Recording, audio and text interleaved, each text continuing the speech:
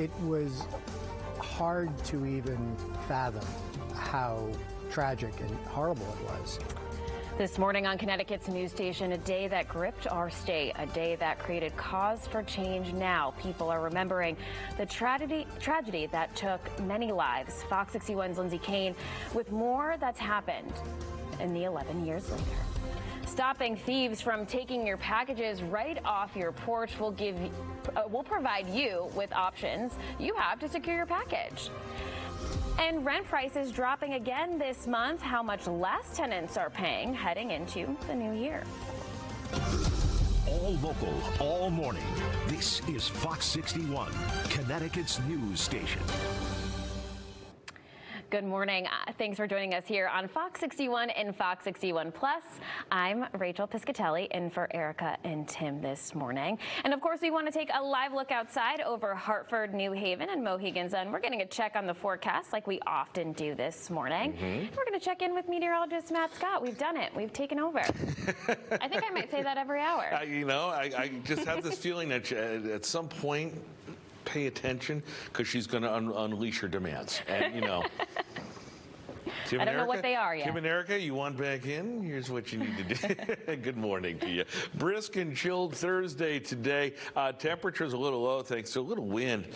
Real feels down to the teens for some of you. The rest of the week is fantastic, though.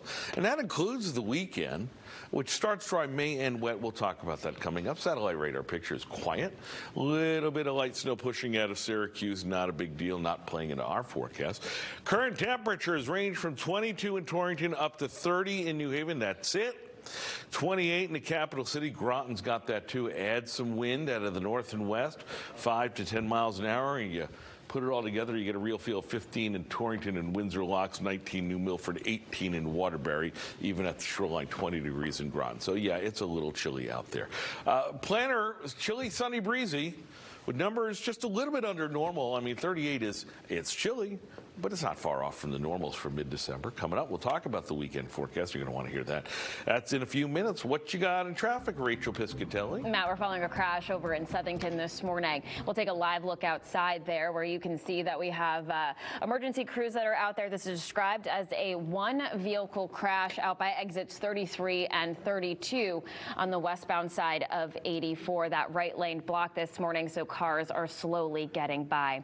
Over in New Haven, no major delays. So the delays that we have out there, other than the incident over in Southington, is going to be over in Bridgeport now. This is Bridgeport to Fairfield, 16 minutes, and Trumbull to Westport on that Merritt Parkway is going to be a 23-minute drive.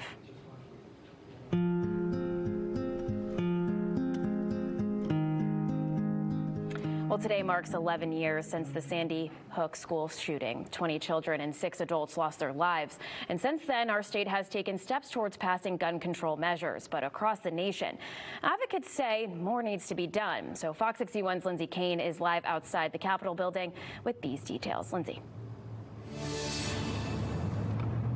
Hi, good morning. Well, it's a solemn day across our state as we remember the lives lost back in 2012. Now, today, Governor Ned Lamont is ordering all flags to fly at half staff today across the state. And this while gun control advocates here at home are pushing for stricter gun control measures across the nation. But today, we remember the 20 children and 6 educators that were killed at Sandy Hook Elementary School in Newtown. Lawmakers say since that horrific day, Connecticut has taken steps to bring stricter gun control measures to the state. Back in 2013, over 100 kinds of firearms were banned. But this past October, the state passed the first big gun control measure in 10 years. Now, this measure bans open carry and prohibits buying more than 3 handguns in 30 days. While Connecticut has some of the strictest gun control measures in the nation, it still remains a controversial topic among some states and lawmakers. This while the number of school shootings across the country continues to increase. Now, according to the Washington Post, there's been at least 392 school shootings since Columbine in 1999. Last week, victims of gun violence were remembered in a vigil in the nation's capital. A survivor from the Sandy Hook school shooting, Emma Ahrens, spoke to lawmakers urging them to pass stricter gun laws across the country to prevent any more tragedies. We need Congress to honor with action by passing life-saving gun laws to build a future where no child has to endure the pain that I endure. I want to live in a nation that values children more than guns. Members of the Newtown Action Alliance say since the Sandy Hook shooting in 2012, more than 1 million Americans have been shot and nearly 500,000 have been killed. The United States has also set a record this year for the most mass shootings, killing at least 4 people. It's the highest number since 2006. Here at home, the Sandy Hook Memorial is open today in Newtown for people to go and pay their respects. Live in Hartford this morning, Lindsay Kane, Fox 61, Connecticut's news station. Lindsay, thanks so much for that. State police sent out this tweet this morning in support of those who are grieving the loss of a loved one. This picture titled Sandy Hook Elementary School Remembrance Day.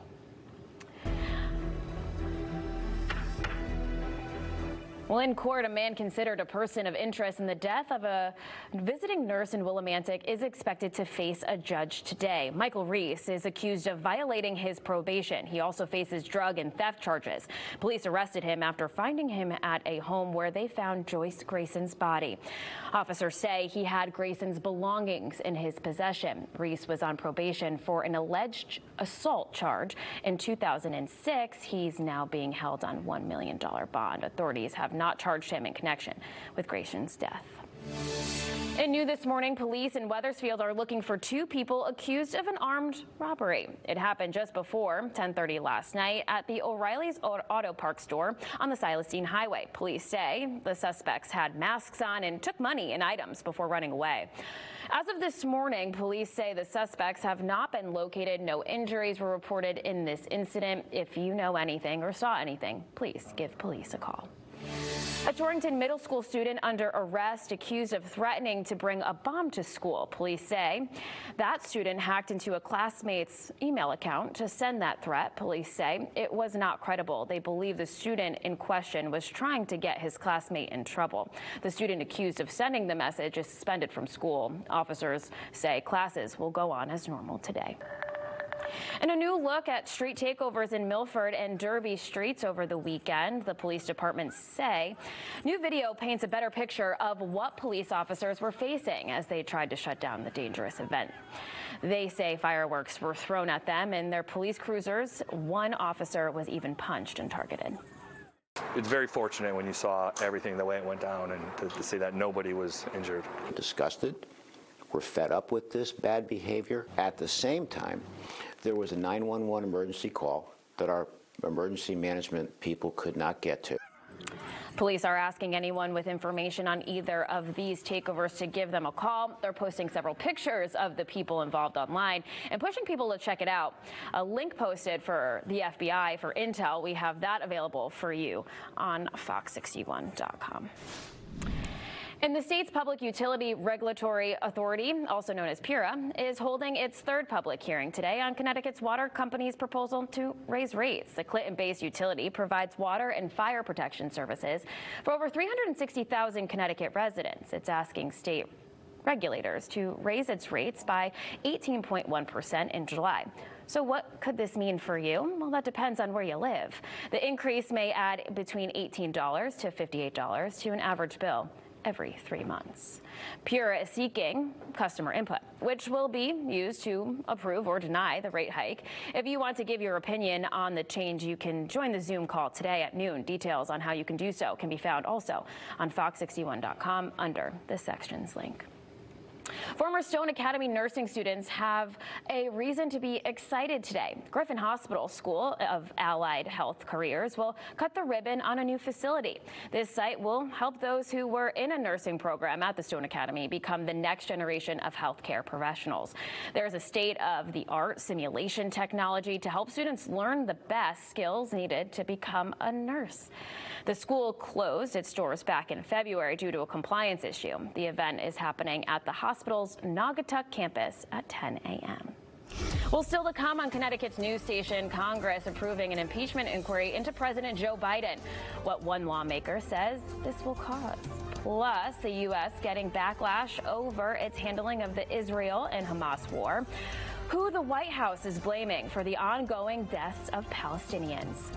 And more than 1 million Teslas are being recalled, the safety risk drivers face when behind the wheel.